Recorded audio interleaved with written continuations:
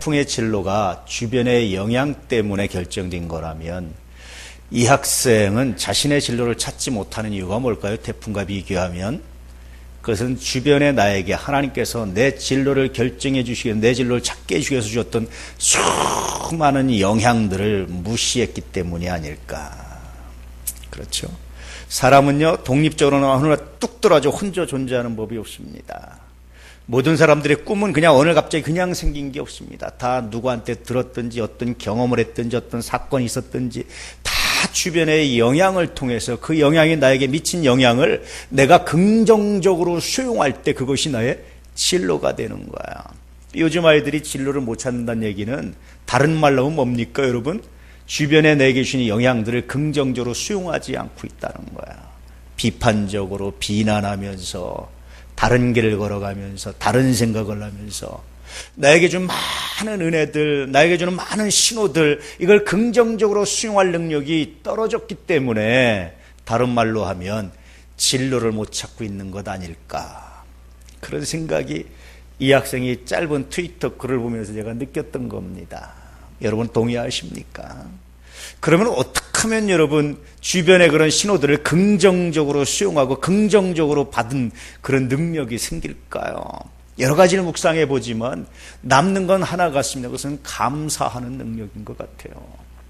정말 주변에 내게 베풀으신 은혜를 그런 것들을 내가 감사함으로 받으면 긍정적 신호가 되어서 정말 놀라운 역사들이 나타나기 시작합니다. 때때로는 아픔조차도, 때때로는 슬픔조차도, 때때로는 마음에 안 드는 그런 사건조차도 어떻게 해석하느냐에 따라서 전혀 달라지게 되어 있어요.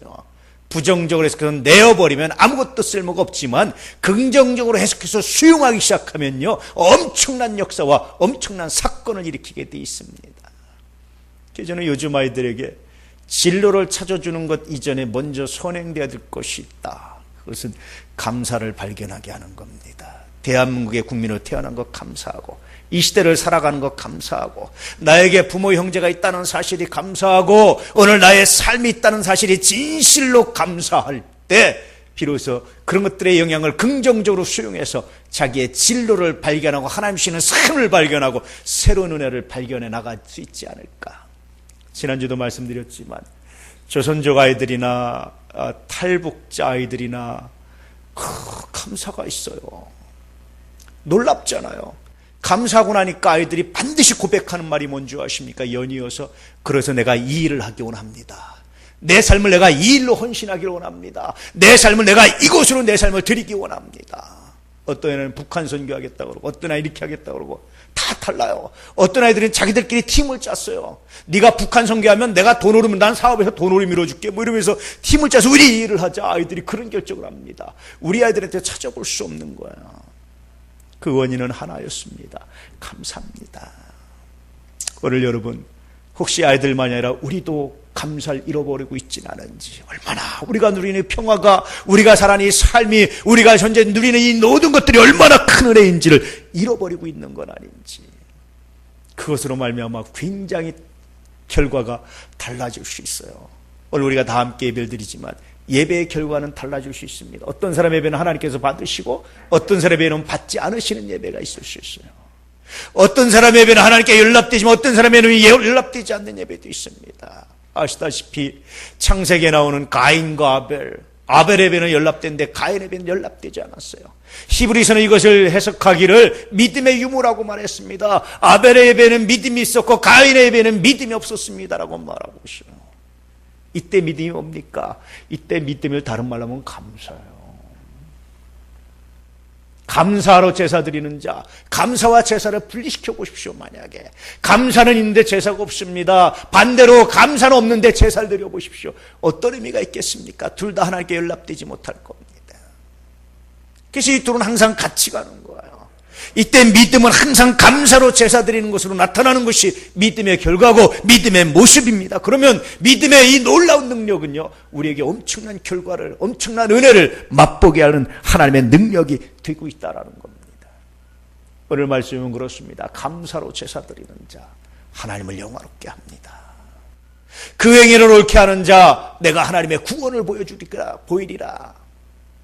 감사로 제사 드리는 자와 그 행위를 옳게 하는 자가 병행구로 같이 쓰이고 있죠. 나를 영화롭게 한다는 사람과 하나님의 구원을 경험하게 하는 사람이 같은 의미로 쓰이고 있습니다. 다시 말하면 어떤 사람이 올바른 삶을 살아가는 사람입니까? 어떤 사람이 올바른 행위를 하는 사람입니까? 어떤 사람이 삶의 의미들을 만들어가는 사람입니까? 감사로 제사 드리는 사람, 감사할 줄 아는 사람. 이 사람이 정말 삶의 의미를 만들어가는 사람이라고 말해주고 있는 거예요. 감사로 예배드리고 있습니까? 감사로 제사 드리고 있습니까? 이 은혜가 오늘 여러분에게 있기를 주의 이름으로 축복합니다. 어떻게 하면 감사로 예배드릴 수 있을까? 그것은 아마 자신의 삶을 통찰해 보면 가능할 것 같습니다. 오늘 우리가 이 많은 과일의 내용을 보지만 이게 여러분 온전히 사람의 수고만으로 됐습니까? 사람이 열심히 가꾸고 노력했지만 그러나 사람이 수고하지 않은 햇빛이라든지 온도라든지 바람이라든지 여러 가지 여러분 사람의 손으로 얻은 게 아닙니다. 생각해 보니까 내가 갖지 않은, 내가 심지 않은, 내가 노력하지 않은 많은 것들이 도와줬기 때문에 내가 얻을 수 있었던 것이지 그냥 단순히 인간의 노력으로만 얻을 수 있었던 게 아니었다라는 거예요. 월급을 받는 것도 그래요. 내 힘으로만 된 것 같습니까? 저는 종종 그런 뉴스를 들어요. 그런 소식을 듣습니다. 가슴 아픈 소식을 들어요. 전에 아주 가까이 지냈던 어떤 분들이 갑자기 연락이 왔어요. 왜 그러십니까? 암이래요. 나도 내가 그럴 줄 몰랐는데 나도 늘 내가 그냥 이렇게 평범하게 살 줄 알고 늘 암에 걸리면 남의 얘기인 줄 알았는데 내가 그렇대요. 목사님 기도해 주세요. 그 순간 제가 기도하면서 또 하나 발견하는 게 있어요. 그 얘기가 남의 얘기일까? 내 얘기도 한데. 돌아보면 내가 현재 누리고 있는 삶, 내가 현재 만족하고 있는 삶, 내가 현재 건강하게 살아가 있는 삶 자체가 하나님 주신 은혜라는 사실을 발견합니다. 내가 심지 않고 내가 노력하지 않은 것을 갖고 그것 가지고 너무나 많은 걸 누리고 있는데 그 배후에 하나님이 존재하고 계심에도 불구하고 잃어버리고 살아가는 것은 아닌지. 하루하루가 감사한 것 얼마나 은혜입니까? 간혹 가다가 아침 식사하면서 여러분 뭐 블랙박스인가 무슨 그런 프로를 하잖아요. 볼 때마다 느껴지는 거예요. 나도 저런 현장에 있을 수 있는데 하나님 은혜 주셨습니다. 나에게 은혜 주셨듯이 하나님 오늘 우리 교인들에게 또 은혜를 주십시오. 하나님 오늘도 무사하게 해주십시오. 운전하는 사람마다 길을 걷는 사람마다 대중교통에 어떻게 하든지 하나님 보호해 주십시오. 하나님 지켜주십시오. 하나님 보호하셔야 됩니다. 그리고 또 한 가지 기도합니다. 하나님 그리고 오늘 저녁에 이제 일과를 다 마치고 잠자리에 들면 내 힘으로 살았다고 내 능력으로 살았다고 내가 요리조리 피해서 안전하게 살았다고 장담하지 않고 도우신 전능하신 하나님께 감사하게 해주십시오. 삶이 그렇지 않습니까? 그래서 여러분 감사를 잃어버리지 않는 사람 얼마나 놀라운지, 내 소유가 온전히 나의 것이라고 주장할 수 없는 현실 앞에서 정말 하나님께 무릎 꿇을 수밖에 없는 우리의 인생을, 우리의 삶을 새롭게 발견할 때가 있습니다. 이럴 때 자신의 행위를 옳게 하는 거예요. 단순히 감사로 제사를 드리는 사람, 종교적인 행위를 잘하는 사람, 단순히 탁월한 종교인이 되는 사람을 말하는 것이 아니라 삶의 모든 영역에서 내가 얼마나 감사한지 나의 능력만으로 되지 않는 나의 삶의 현실들을 고백하고 나눌 줄 아는 사람, 감사할 줄 아는 사람. 11조나 헌금이 여러분 단순히 종교적인 의미인 것 같습니까? 그렇지 않습니다. 많은 사람들이 마술적으로 생각해요, 신앙을. 많은 사람들이 신앙을 마술적으로 생각해서 착각하고 신앙의 본질을 잃어버릴 때가 얼마나 많은지 몰라요. 감사를 보는 겁니다. 내 삶에 역사하신 하나님의 손길을 묵상하는 겁니다. 그런 훈련이 비로소 하나님에게 뿐만 아니라 이웃에게도 주변 사람에게도 미치게 되는 거예요. 내가 오늘날 이렇게 살기까지는 당신의 도우심이, 당신의 은혜가 내게 있었습니다. 감사합니다. 이게 얼마나 감사한지 몰라요. 이게 얼마나 은혜인지 몰라요. 제가 최근에 들었던 재미있는 유머가 하나 있습니다. 제가 유머는 또 썰렁하게 하기 때문에 어떤 농부가 열심히 농사를 지어서 외아들을 공부 가르쳐서 대학을 보냈어요. 좋은 직장에 들어가고 대학을 나온 면을 얻었습니다. 너무나 기분 좋고 모든 사람이 부러워했어요.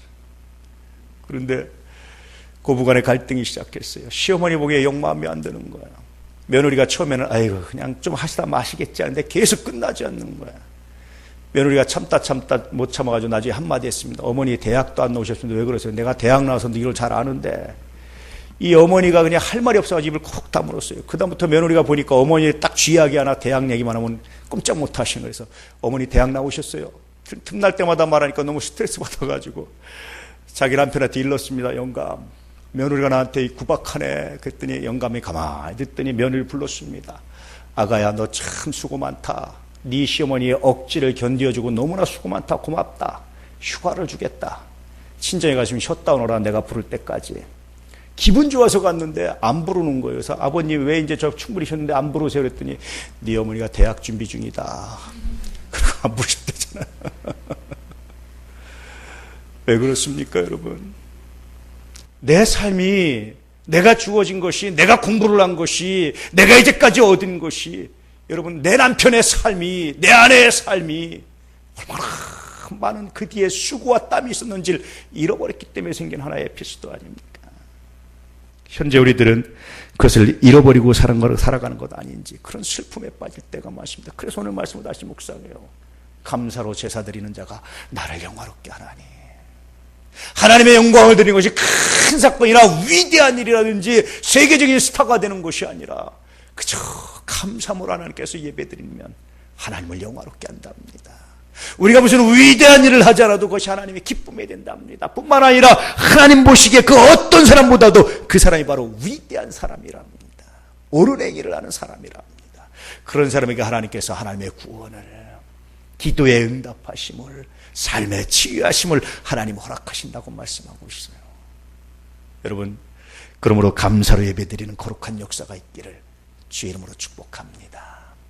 애덤 브라운이라는 사람이 이런 얘기를 했습니다. 유엔에서 올해 교육기관 상을 받았는데요. 이 사람이 그런 꿈을 가졌습니다. 내가 돈이 많으면, 돈을 많이 벌어서 이제 내가 나중에 저소득층 가난한 아이들, 가난한 나라에 가서 그들에게 교육, 학교를 해서 봉사하고 싶다. 근데 가만히 생각해 보니까 자기가 그렇게 많이 돈을 벌 만한 그런 게 없을 것 같더라는 거야. 그래서 다시 해외여행을 하다가 인도를 갔는데 길거리에서 구걸하는 소녀가 있어서 너가 뭐가 제일 갖고 싶냐 했더니 연필 한 자루요. 그 말에 이 사람이 가슴이 아픈 거예요. 그래서 연필을 줬더니 너무 좋아서 천사의 미소를 하고 돌아가는 거야. 감동을 받아서 직장을 그만두고 다 그만두고 자기가 이런 캠페인을 일종의 한 겁니다. 그때 자기 수중에 25달러가 있었다는 거야. 그때 자기 나이가 25살이었답니다. 그런데 사람들이 도와서 지금은요, 몇 시간에 한 번씩 각 나라에 학교가 없는 곳에 학교를 세워주고 있다는 거예요.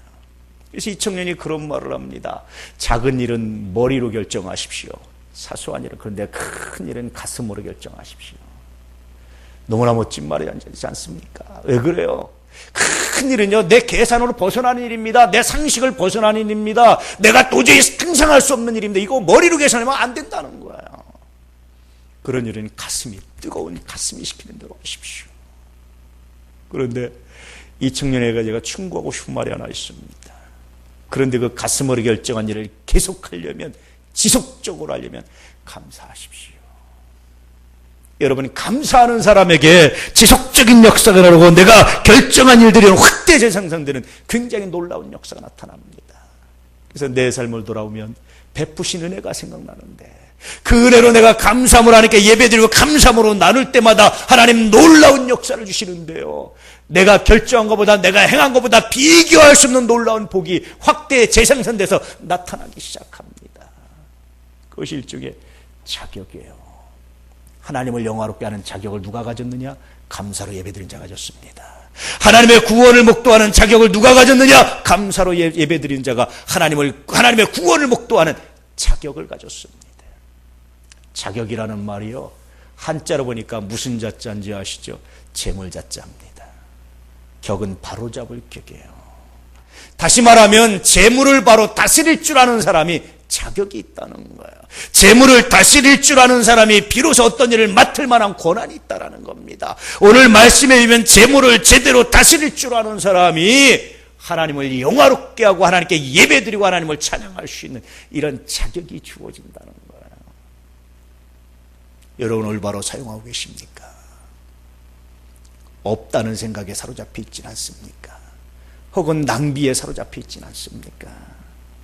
오늘 말씀을 기억하면서 내가 어떻게 하면 좀 더 하나님께 감사로 예배를 드릴 수 있는지, 내가 어떻게 하면 좀 더 하나님 주시는 은혜를 제대로 바르게 사용할 수 있는지, 내가 어떻게 하면 그 자격을 가지고 하나님께 영광을 돌릴 수 있는지 묵상해 보시길 바랍니다.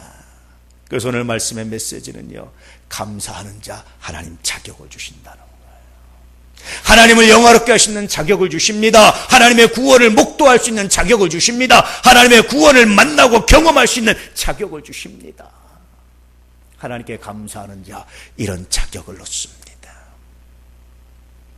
오늘 여러분의 삶을 통해서 진실로 하나님께 감사할 수 있는, 진실로 무릎 꿇을 수 있는, 오늘 여러분의 삶을 통해서 다시 한번 우리 하나님의 사랑을, 우리 하나님의 은혜를 목도할 수 있는 하나님의 놀라운 역사가 있기를 주의 이름으로 축복합니다. 그래서 신앙이 단순히 옵션이 아니었습니다.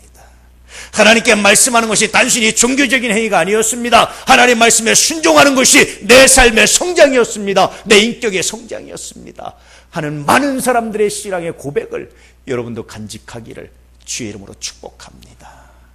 뿐만 아니라 결론적으로, 결과적으로 영혼의 구원도 받으시는, 예수 믿고 구원 받으시는 거룩한 복도 더불어서 누릴 수 있는 은혜가 있기를 진실로 축복합니다. 다시 한번 여러분 주의 말씀을 전합니다. 감사하십시오. 하나님이 자격을 주실 겁니다.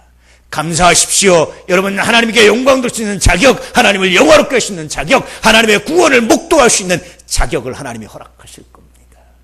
그 자격으로 하나님의 영광을 드러내는 많은 일들을 감당하는, 많은 사람들에게 빛과 소금이 되는 거룩한 복이 있는 삶이 우리 의 아내 가족들에게 넘쳐나기를 주의 이름으로 축복합니다. 기도하겠습니다.